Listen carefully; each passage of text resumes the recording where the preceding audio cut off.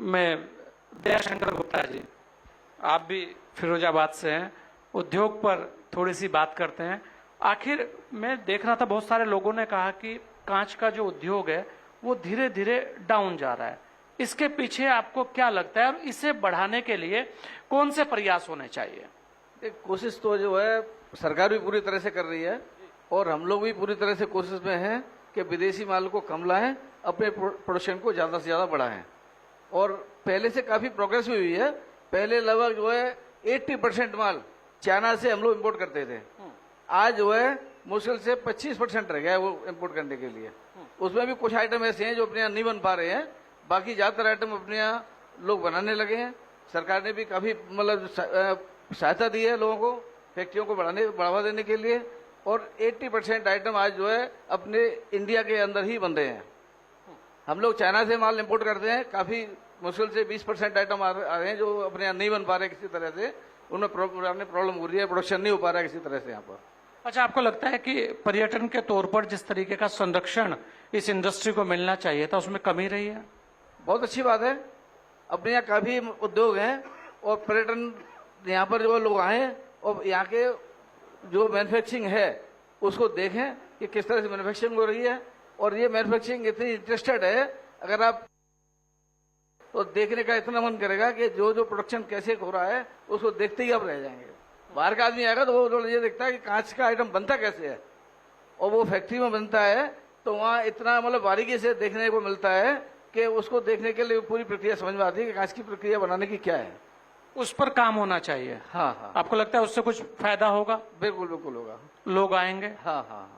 तो एक क्योंकि आप तो बड़े दिनों से इसमें काम कर रहे हैं, एक बात और कही थी डॉक्टर साहब ने, कहा कि यहाँ पर स्टॉपेज होना चाहिए रेलवे का, उससे इस इंडस्ट्री को कुछ बड़ा बेनिफिट मिल सकता है। मैं तो देखिए अपने फैंसी लाइट एलईडी लाइट की लाइन में लगभग 45 साल से काम कर रहा हूँ अपना। मुझे अपनी फैक्ट्री चलाते हुए रनिंग में आज जो है करीब 43-44 साल हो गई जी। तो मैंने देख रहा हूँ उस समय हम लोग जो है व्यापार में काफी पीछे थे और आज हम लोगों ने काफी आइटम डेवलप किए हैं और काफी उनको बेहतर करने की कोशिश की है और काफी आइटम हम लोग उनको जो है विदेशों से लाना बंद करके अपने यहाँ का प्रोडक्शन को जो है अपने इंडिया में ही दे रहे हैं। जो जैसे रेलवे के स्टॉपेज आ जाएंगे तो फायदा होगा आप लोगों को? नहीं, रेलवे के उससे कुछ फायदा हो सकता है जरूर। हम लोग तो एक्चुअल में कांच से रिलेटेड है, तो कांच से रिलेटेड में पूरा हम लोग जो है पूरा इंटरेस्ट लेते हैं और पूरी तरह उसको जो है बारीकी से उस पर काम करते हैं। अच्छा, क्योंकि जेवर नजदीकी इंटरनेशनल एयरपोर्ट आया है, उससे कुछ लाभ इस इंडस्ट्री को मिलता दिखता है? बहुत लाभ मिल रहा है उससे।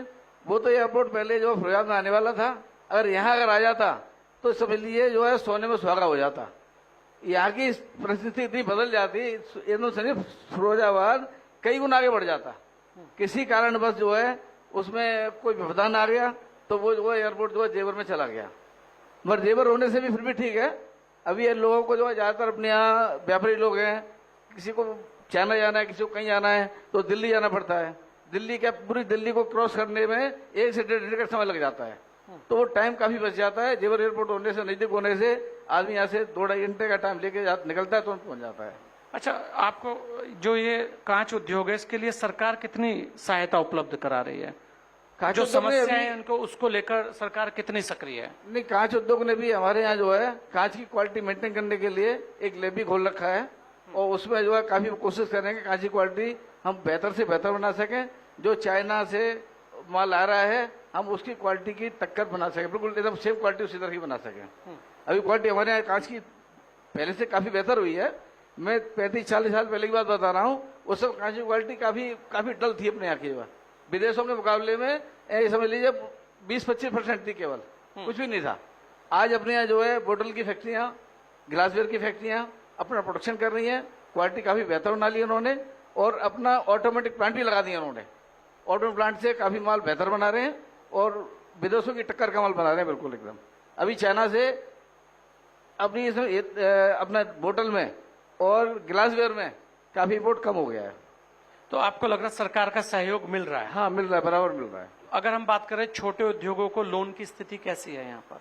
छोटे उद्योग भी अपना काम कर रहे हैं, यहाँ फैक्ट्रियां हैं, फैक्ट्रियों में अपना माल बनाते हैं, प्रोडक्शन को जो अपना असेंबलिंग करते हैं और मार्केट में सेल कर रहे हैं। उनको भी काफी सुविधा मिल रही है, काफी सुविधा। हाँ, काफी सुविधा है। तो फिरोजाबाद स्थिर है आपको ऐसा लगता है? हाँ जी, हाँ जी, हाँ जी। कौन सी मांग करेंगे आप सरकार से कि सरकार से यहाँ पर अभी हाँ, मेरी जो है एक प्रॉब्लम आ रही है हम लोगों को। हम लोग एलईडी लाइट का प्रोडक्शन करते हैं, तो 80% आइटम तो हमारे यहाँ प्रोडक्शन होने लगे हैं। हम्म, उसमें 20% आइटम ऐसे कुछ रह गए हैं, जैसे एलईडी लाइट का दाना होता है, जो एलईडी लाइट में मेन पार्ट्स होता है, वो अपने इंडिया के अंदर प्रोडक्शन नहीं हो पा रहा अभी तक। हम्म, यहाँ कोई भी फैक्ट्री उसका प्रोडक्शन नहीं कर पा रही है। अगर वो प्रोडक्शन भी अगर अपने यहाँ होने लगे, सरकार उस पर थोड़ा सा कोशिश करे, तो ये समझ लीजिए हम लोग एलईडी लाइट में 100% अपने पैरों पे खड़े हो जाएंगे।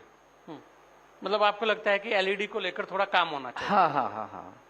बाकी उसमें जितने पार्ट्स लगते हैं, उसकी हाउसिंग है, उसके बाकी जो जितने भी करीब 20-25 पार्ट्स होते हैं, वो सब ज्यादातर अपने प्रोडक्शन होने लगे हैं।